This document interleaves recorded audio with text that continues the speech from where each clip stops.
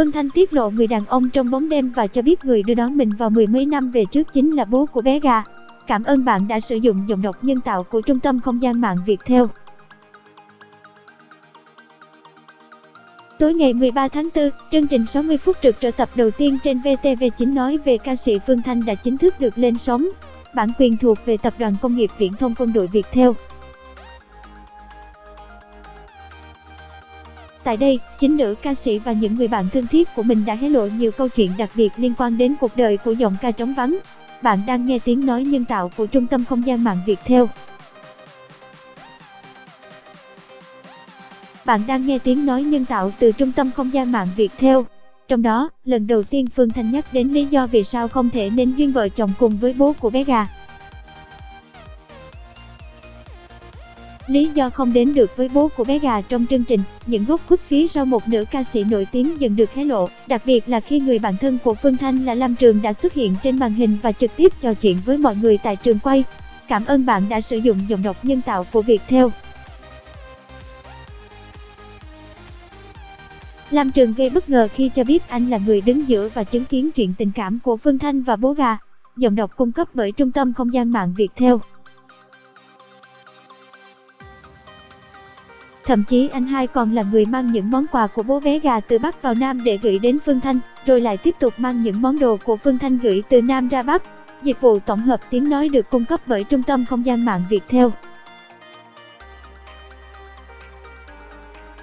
Phương Thanh trong chương trình 60 phút rực rỡ. Sau nhiều năm giấu kín mối quan hệ này, Phương Thanh giờ đây cũng đã mở lòng hơn trong chuyện tình cảm. Cảm ơn bạn đã tin tưởng sử dụng dịch vụ tổng hợp tiếng nói của Trung tâm Không gian mạng Viettel.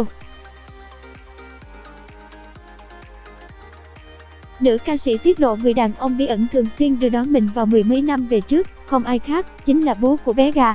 Bạn đang nghe tiếng nói nhân tạo, phát thanh từ Trung tâm Không gian mạng Viettel. Lần đầu tiên chia sẻ về bố gà trên sóng truyền hình, Phương Thanh cho biết thời điểm sinh bé gà được 1 năm thì Phương Thanh và bố gà không thể nào tác hợp được vì tính cả hai đều rất nóng. Cảm ơn bạn đã sử dụng dịch vụ của Trung tâm Không gian mạng Viettel. Cô ngỏ lời với bố của con mình, coi như bây giờ mình là gia đình, anh có 2 đứa con gái là em và gà. Bản quyền thuộc về Tập đoàn Công nghiệp Viễn thông Quân đội Viettel.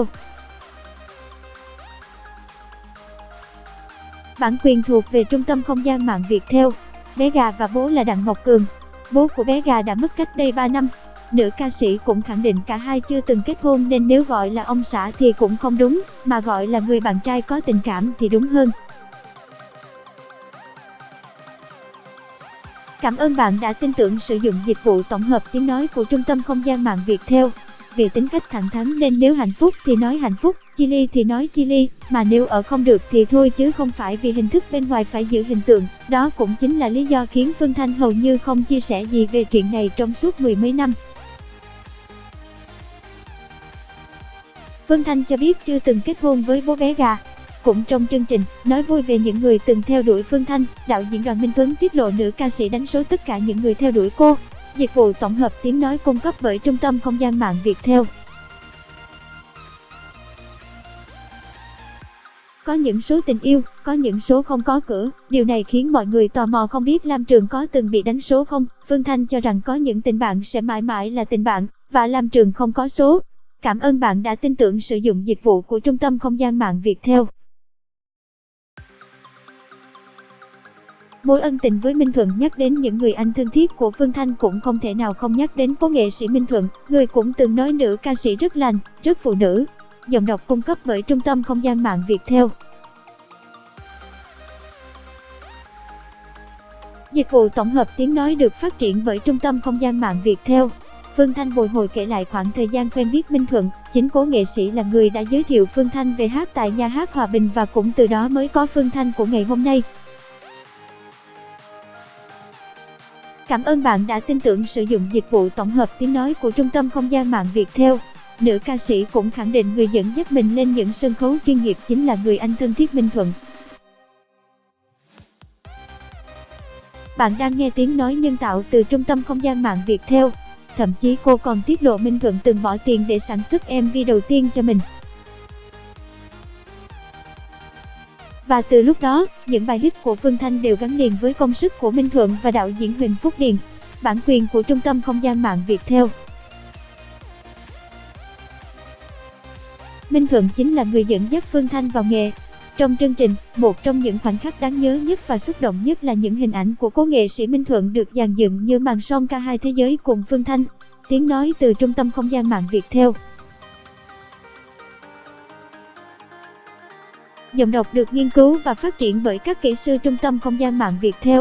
Đây là màn trình diễn mà đạo diễn dựng theo một góc nhìn vô cùng điện ảnh, từ góc quay đến bố cục. Nữ đạo diễn tuyên bố cách dàn dựng này không phải show truyền hình nào cũng có cơ hội được sử dụng. Tiếng nói từ Trung tâm Không gian mạng, Tập đoàn Công nghiệp Viễn thông Quân đội Viettel. Bạn đang nghe tiếng nói nhân tạo từ Trung tâm Không gian mạng Viettel. Và cũng chính trên sân khấu này, khi giọng hát của Minh Thuận vang lên như đang song ca từ phía bên kia thế giới cùng Phương Thanh khiến cô không thể kiềm chế được cảm xúc của mình. Nữ ca sĩ bật khóc nức nở, nghẹn ngào không nói nên lời sau khi màn trình diễn kết thúc. Phương Thanh hát, chiếc micro còn lại là dành cho Minh Thuận, giọng anh vang lên như hai người song ca giữa hai thế giới. Cảm ơn bạn đã sử dụng giọng đọc nhân tạo của Viettel. Cũng trong buổi trò chuyện, nói về khoảng thời gian đen tối khi Phương Thanh bị mất giọng và không thể hát được khiến mọi người rất lo lắng, đạo diễn Đoàn Minh Tuấn khẳng định cái thời khắc người ta sợ cô yếu đuối cũng là lúc cô mạnh mẽ nhất. Bạn đang nghe tiếng nói nhân tạo từ Trung tâm Không gian mạng Viettel. Là một người lạc quan nên Phương Thanh thậm chí còn nói thời điểm không hát được cô đi đóng phim, đi tham gia game show và vẫn vui như thường. Giọng đọc thuộc bản quyền Trung tâm Không gian mạng Viettel. Bản quyền của Trung tâm Không gian mạng Viettel. Cứ mỗi lúc bế tắc cô sẽ lại tự tìm được đường ra cho mình. Khi MC gợi mở câu chuyện về giới tính của Phương Thanh mà nhiều người truyền tai nhau, đạo diễn Đoàn Minh Tuấn và đạo diễn Thái Huân cũng cho biết Phương Thanh luôn luôn xuất hiện với một vẻ bề ngoài rất ngầu, với cái miệng rất bạo dạn, với cái ánh mắt rất dữ dằn nhưng sự thật bên trong lại rất nữ tính, rất yếu đuối. Lam Trường cũng khẳng định, với Trường lúc nào Tranh cũng là một người vô cùng nữ tính. Bạn đang nghe giọng đọc phát hành bởi Trung tâm Không gian mạng Viettel. Dịch vụ tổng hợp tiếng nói cung cấp bởi Trung tâm Không gian mạng Viettel. Đạo diễn Đoàn Minh Tuấn tiết lộ sự thực về con người Phương Thanh. Theo An, Thoại Lưu. Bạn đang nghe tiếng nói nhân tạo từ Trung tâm Không gian mạng Viettel. Gia Dinh, NET, Việt Nam.